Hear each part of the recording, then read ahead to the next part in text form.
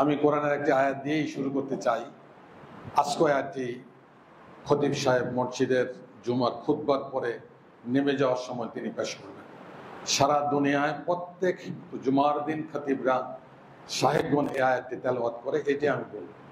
সূরা নাহলের 90 নম্বর আয়াত। আল্লাহ বলছেন, বিসমিল্লাহির রহমানির রহিম, ইন্নাল্লাহা ইয়া'মুরু বিল আদলি ওয়াল ইহসান ওয়া ইতাইযিল কুরবা ওয়া ইয়ানহা আনিল ফাহশাই ওয়াল মুনকার ওয়াল বাগই ইয়া'iদুকুম লাআল্লাকুম তাযাক্কারুন।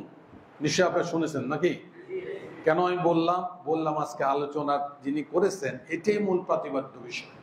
আল্লাহ তাআলা এখানে 3টি আদেশ করেছেন, 3টি নিষেধ করেছেন। প্রথম আদেশ করেছেন, তোমরা মানুষের সাথে ন্যায় পরায়ণতা অবলম্বন, ইনসাফ করো, আদল, ইহসান করো, মানুষের সাথে সদ আচরণ করো, তোমরা তোমাদের আত্মীয় স্বজনের হক আদায় করো, দান করো। এই 3টি আদেশ। 3টা নিষেধ কি? ওয়াল ফাহিশাই, তোমরা সমাজের সকল নির্লজ্জতা থেকে দূরে থাকো।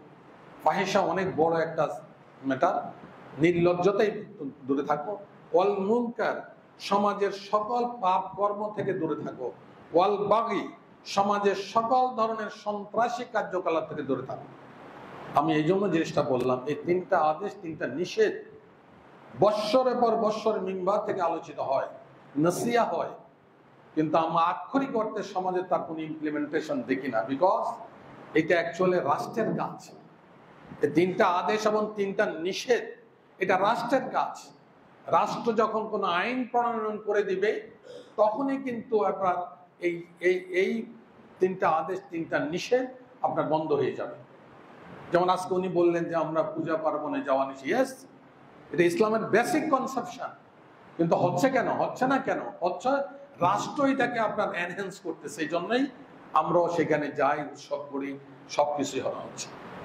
প্রিয় হাজারানে মজলিস, এই যে আমি 3টা আদেশ, 3টা নিষেধের কথা বললাম, এটা আল্লাহ তাআলা করার জন্যই নির্দেশ প্রদান করেছেন। সূরা নিসায় 105 নম্বর আয়াতে আল্লাহ বলছেন, রাসূল সাল্লাল্লাহু আলাইহি ওয়াসাল্লাম মিম্বারে মসজিদে বসে না আপনারা একটা বিচার করতেছিলেন, বিচারের রায় দিতে যাবেন, একদম শেষ এমন অবস্থা আল্লাহ তাআলা হযরত জিবরাইল আলাইহিস সালাম পাঠিয়ে কোরআনের এই আয়াতটি নাযিল করলেন। ইন্না আনজালনা ইলাইকাল কিতাবা বিল হক লিতাহকুমা বাইনান নাস বিমা আরাকাল্লাহ। হে নবী, আমি আপনার কাছে কিতাব পাঠিয়েছি সত্যতা সহকারে, আপনি আমার দেখানো পদ্ধতিতে বিচার ফয়সালা করবেন। আজকে আমাদের সমাজে কি আল্লাহ দেখানো পদ্ধতিতে বিচার ফয়সালা হয়? হচ্ছে না। অথচ এটা নির্দেশ আল্লাহ, ফরজিয়াতের আয়াত, নিশ্চয়ই ঘোষণা দিয়েছে আল্লাহ।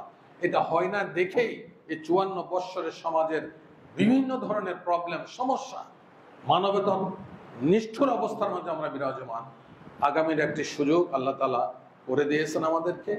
আমরা যদি এই নির্বাচনে একটি ইসলামপন্থী দল কোরআন দিয়ে রাষ্ট্র পরিচালনায়, ইসলামী সমাজ ব্যবস্থা পরিচালনায়, শরীয়তের বিধান দিয়ে ইসলাম পরিচালনা, রাষ্ট্র পরিচালনার কাজে যদি আমরা আমাদের মত প্রকাশ করি, আমাদের অপিনিয়ন পেশ করি, আমরা সুপারিশ করি, তাহলেই কেবলমাত্র আল্লাহর যে নির্দেশ সেই নির্দেশটা পালন হবে, নাইলে পালন হবে।